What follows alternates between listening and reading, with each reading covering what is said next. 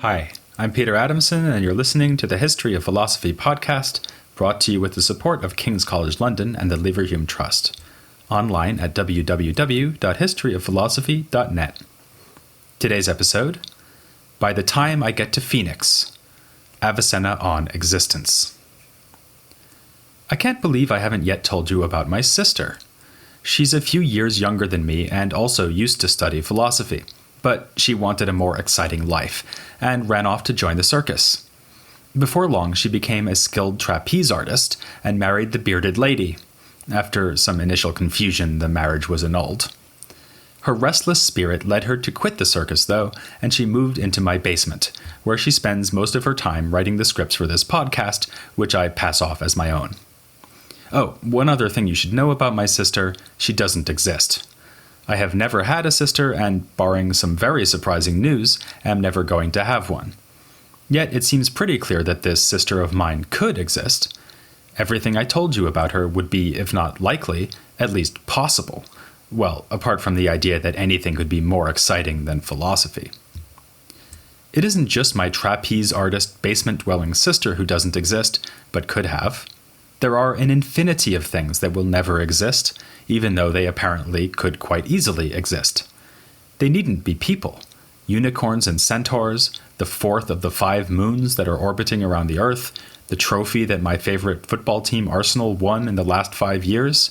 It seems obvious that such things could have existed, yet they never will. Then, on the other hand, there are the things that do get to exist, but might just as easily not have existed. You and I, and every human who has ever lived or ever will fall into this category. In fact, if you look around you, you won't see anything that absolutely had to exist. Rather, the world is full of what philosophers would call contingent things. To call something contingent is just to say that it is neither necessary nor impossible. An impossible thing would be, for instance, a round square, or an activity even more worthwhile than philosophy.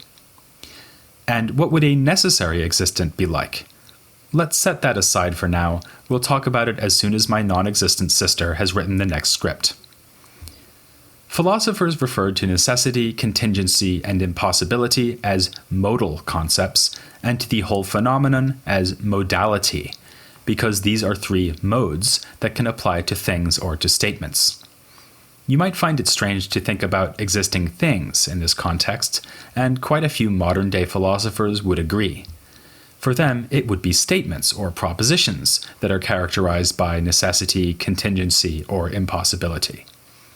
You can best think about this in terms of truth. A necessary proposition is one that is guaranteed to be true, an impossible proposition, one that must be false, a contingent proposition, one that might be true or false. For instance, I have a sister who was a trapeze artist. It's false, but could have been true. We already find this in Aristotle, minus the examples about trapeze artists. He talks quite a bit about modality in his logical works. He tells us, for instance, that if the 2 premises of a syllogism are necessarily true, then the conclusion that follows from them will also be necessarily true. We even saw modality turning up in his epistemology, when he said that knowledge in the strict sense must involve necessary truths. This was an aspect of Aristotle's logic that particularly interested Avicenna. His own extensive writings on logic respond to Aristotle and to his commentators, up to and including Al-Farabi. I've mentioned that Avicenna seems to have respected Al-Farabi more than any other predecessor who wrote in Arabic. Notwithstanding the story Avicenna tells about finally understanding the metaphysics thanks to Al-Farabi, his respect was based largely on their shared interest and expertise in logic. But as usual, Avicenna's respect for and use of his predecessors from Aristotle onwards didn't prevent him from putting forth innovative ideas of his own. Logic was certainly no exception. As I said last time, in the Islamic world, Avicenna effectively replaced Aristotle as the author who most personified philosophy. This was especially true in logic, since theologians and others trained in the later madrasa educational system were brought up on a diet of Avicennan logic, much as the philosophy students of late antiquity had begun with the Aristotelian organon. Some of Avicenna's influential ideas in logic have to do precisely with the modal notions I've been discussing: necessity, contingency, and impossibility. As you might remember, Aristotle's own ideas about this were somewhat puzzling. On the one hand, he strenuously insists that there are some things that could be the case, could exist, could happen, but don't. He scornfully refutes a group of philosophers called the Megarians, who believe that there is no such thing as unrealized possibility. As Aristotle points out, this would eliminate the difference between being blind and just not seeing anything at the moment. In fact, it's perfectly possible to be able to see without actually seeing, for instance because one's eyes are closed. On the other hand, Aristotle argues in other contexts that what is eternally the case is also necessarily the case. For instance, he believes that if the heavens exist eternally, then it follows that they exist necessarily. That may be a seductive thought, but notice the apparent implication. If it is eternally the case that something doesn't exist, then it necessarily doesn't exist. In other words, my sister, who never has existed and never will, turns out on this theory to be impossible. That way of thinking of things seems unfortunate from our point of view, but generations of logicians and metaphysicians in antiquity and the early medieval period tended to work with precisely this way of thinking. It is sometimes called the statistical or frequentist view of modality. According to this statistical view, to say that something is impossible is nothing more nor less than saying that it never occurs. And to call something necessary is just to say it always occurs. Rather uncomfortably, this leaves us with only one remaining option regarding the contingent things in the middle. We'll have to say that they sometimes occur, but not always. For instance, to say it is contingently true that a human sleeps would be to say that sometimes humans sleep and sometimes they don't. That sounds okay when you apply it to general types of things like humans. Probably if no humans anywhere ever went to sleep, we would indeed be tempted to conclude that it is impossible for humans to sleep. But if you apply it to individual things that don't occur, it looks much less plausible. As I say, it doesn't seem to follow from the fact that my sister never exists that she couldn't possibly exist. Nowadays, the statistical view of modality is long dead, and Avicenna helped kill it. In his logical system, it remains the case that propositions have statistical implications, even if they may seem not to. In fact, he criticizes philosophers like the members of the Baghdad school for overlooking this point. For instance, if I say the giraffe is tall, Avicenna would take this to imply that the giraffe is tall at some time or other. However, he also ties modality to the natures or essences of things. For instance, if I say that it is possible for humans to be trapeze artists, that will mean that it is compatible with human nature to be a trapeze artist. This will apply to every human, including humans like me who wouldn't even consider attempting to become a trapeze artist. Thus, we can now apparently say that there are some things that could be the case, but never are. So far, I've been talking about this as if it were solely an issue of logic, but it is also an issue about what exists, an issue of metaphysics. One might go so far as to say that for Avicenna, it is the issue of metaphysics. For just as it is compatible with my nature for me to be a trapeze artist or not, it is also compatible with my nature to exist, or not. Here, we have arrived at what may be Avicenna's most famous philosophical distinction, the distinction between essence and existence. He makes the point with the example of a triangle. If you just consider the nature or essence of a triangle, and if you were paying attention in geometry class as a kid, you'll be able to see that a number of things follow from that essence. For instance, it must have an odd number of sides, and it must not be round. If you were paying more attention than I was, you might even be able to deduce that its internal angles are equal to the sum of two right angles. But one thing the essence of triangle will not tell you is whether it exists or doesn't exist. So here is something I share with triangles, albeit not the only thing, for instance, they don't have sisters either. Both the triangle and I are contingent existence. This simply means that we have essences that are compatible with both existence and non-existence. In this we are unlike, say, round squares or carnivorous giraffes. These things cannot exist because their essences preclude their existence, which is just to say that they are impossible.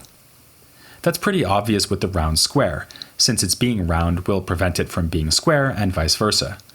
We might express the point by saying that supposing the existence of such a thing would yield a contradiction. You might object to my other example, though. You might insist that you're perfectly able to imagine a meat-eating giraffe, so this can't be an impossible existent. But I think Avicenna would disagree. As any good Aristotelian knows, it is essential to giraffes that they be vegetarian. The test for metaphysical possibility is not sheer conceivability, but what is compatible with the essence of a thing. Hence, not only are round squares impossible, but also non-rational humans and carnivorous giraffes. As a side note here, you might recall that there is a logical category called the proper accident, which is an accidental feature shared by all members of a species. The standard example is the ability to laugh, which belongs to all humans at all times. With his notion of essence, Avicenna can now explain very nicely what this means. Even though all humans can in fact laugh, something could still have a human essence even if it lacked the ability to laugh. It just wouldn't be much fun at parties.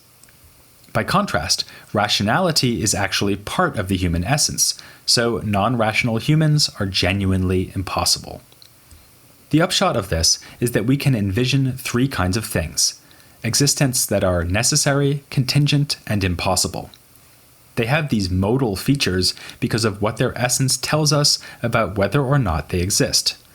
An impossible thing has an essence that rules out its existence. A necessary thing would have an essence that guarantees its existence. So far we haven't talked about whether there is anything like that, but spoiler alert, Avicenna thinks there is, as we'll find out next time. In between would be what in Arabic is called al-mumkin, the possible or contingent. Avicenna speaks of such things as having essences that neither deserve to exist nor deserve not to exist. Obviously, pretty much everything that does exist falls into this category. As I said, if you just look around, you'll find nothing but contingent things as far as the eye can see or the mind can contemplate. For Avicenna, such things need to be, as he puts it, preponderated to exist or not to exist. Since they do not exist under their own steam, so to speak, they will require something else to bring them into existence, if they are going to exist. This is what it means for one thing to be a cause of another, or at least a cause of its existence. With all these distinctions in hand, it would seem that Avicenna is in a position to give a straightforward metaphysical account of my non-existing sister. She could exist, but she doesn't. This should mean that her essence is compatible with existence, but unluckily for her, she has not been preponderated to exist. Here, though, things get a bit tricky. Avicenna says in several contexts that those things that never exist at all are impossible. He gives the example of the mythical bird known as the phoenix. This looks like a mistake. Surely what he should say is that there are two kinds of things that never exist. First, there are things like round squares. As I said, these would be things whose essence immediately rules out their existence. But then there are also things that might have existed but don't, like the phoenix. Why would Avicenna also call these items impossible, as if they were like round squares? Well, Avicenna himself had something in common with triangles. He was pretty sharp. So it's unlikely that this is just a mistake on his part. In fact, there are several reasons he might want to say that all the things that never exist, and not just obvious absurdities like round squares, are impossible. For one thing, there is more than one way to exist. So far, we've been thinking about what Avicenna calls external or concrete existence, that is, existence out there in the world. But he also has the notion of mental existence. In this sense, my sister on the flying trapeze does exist. We've been thinking about her for a good 15 minutes or so she exists in our minds. By contrast, something that really didn't exist at all would be something that never existed in any mind, anywhere, at any time, perhaps because the mere thought of it would be absurd. That would give Avicenna a good reason to say that something that never exists must be impossible. If it really never exists, not even in the mind, then it must be inconceivable, and hence impossible. Unfortunately, this is definitely not Avicenna's rationale. When he talks about the phoenix example, he explicitly says that, although it is impossible, it does have mental existence, which is actually pretty obvious. People do think about phoenixes after all, though not as often as they used to. According to Avicenna, then, even things that are impossible can have mental existence, they just can't exist in concrete reality. So, let's try something else. Think back to what I said before about the two kinds of impossible things. Some, like round squares, must be non-existent by virtue of their very essences. Merely to suppose that such a thing exists would land you in absurdities. Not so for the phoenix. No contradiction would arise if there were such a bird. But it might be impossible in a different way. Something apart from its essence might prevent it from ever existing. As we'll see next time, Avicenna talks about things that are contingent in themselves as being made necessary through another, that is, given a kind of guaranteed existence thanks to an external cause. So the converse might be true for things that are caused not to exist. They may in fact be contingent in themselves, but impossible through another. For instance, perhaps God prevents them from existing by not including them in his providential plan for the universe, in which case they are prevented from ever coming to be. Again, this would apply only to concrete existence in the world. The phoenix seems possible to us, and it has mental existence because we think about it, but God has arranged the world in such a way that the phoenix can never be real, and in that sense it is impossible. Here, it's worth remembering that in and of itself, a contingent thing neither deserves to exist nor not to exist. Neither existence nor non-existence will be a default situation for it, rather it will have to be preponderated one way or another. So, for every contingent essence, there are two ways things could go. Either there is a cause that makes it exist, in which case it necessarily follows that it will exist, and then it is necessary through another. Or there is a cause that makes it not exist, in which case it is rendered impossible. I should hasten to add that Avicenna doesn't spell this out the way I've just done. In particular, he doesn't give us the nice distinction between two kinds of impossible things, the absurd ones like round squares and the apparently possible ones like phoenixes. He just says that in general, what never exists is impossible. The line of thought I've just sketched, though, would explain why he says that. Some things that never exist could have, but were caused not to. Others could not have been caused to exist, even by God, because they are intrinsically absurd. And both kinds are in a sense impossible. But the first kind, like the phoenix, is made impossible by the chain of causation that ultimately flows from God, which prevents the thing from existing. The second kind, for instance the round square, is impossible all by itself, because the thing's own essence guarantees that it will never exist. This solution prompts the following question. What does God have against my poor sister? Was it really part of God's providential plan to exclude her from the universe, along with those other unfortunate people who don't exist? This seems a bit harsh, especially since I could really have used her help writing these podcasts. It is more likely, though, that Avicenna is not thinking of the whole issue at such a fine level of detail. After all, humans all share the same nature, as would all phoenixes if they existed, albeit that only one would exist at any given time, according to legend. Avicenna's deliberations about what is and is not possible, then, are probably at the level of the universal, and not the particular. Not me and my sister, for instance, but the universal type, human being. This relates to one of Avicenna's most controversial philosophical discussions, which concerns precisely this question of how God relates to particulars. After all, if God didn't go out of his way to make my sister not exist, then apparently he also didn't make any special effort or decision to make sure that I do exist. Does God's providence even extend down to the level of particular things? Or is he only concerned that the right types of things exist? In that case, he providentially ensures that there will be humans, but not phoenixes, while giving no attention to the question of which humans exist and which don't. We'll have a chance to get into this issue next time, as we turn our attention to Avicenna's philosophical account of God. At least as much as his work in logic, this will prove to be an area where Avicenna exerts tremendous influence on subsequent philosophers in the Islamic world and beyond. At the core of his theory is the identification of God with wajib al-wujud, the necessary existent. Already in this episode, we wondered a couple of times whether there is anything that exists necessarily. Avicenna thinks he can prove that there is indeed a necessary existent, and that this necessary existent can be shown to have all the traditional attributes associated with God. How does he prove these things? To find out, it will be necessary for you to listen next time for Avicenna on God, here on The History of Philosophy, without any gaps.